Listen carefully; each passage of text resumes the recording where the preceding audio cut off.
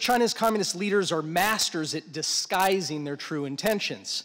Those quotes you heard, some of them from previously secret speeches and from military textbooks, are just a few reflections of what China's communist leaders really think. The success that the Chinese Communist Party once enjoyed presenting itself as constructive, cooperative, responsible, normal was one of the great magic tricks of the modern era. Leader Xi Jinping might actually agree on that point.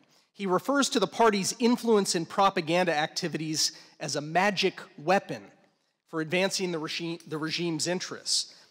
You could say that the Chinese Communist Party is the Harry Houdini of Marxist-Leninist regimes, the David Copperfield of communism, the Chris Angel of autocracy. But the magic is fading. There's really no excuse anymore for being fooled about Beijing's intentions, and the canon of Chairman Xi's publicly available statements is too voluminous and the accumulated actions of his regime too brazen to be misunderstood at this late hour. We simply know too much.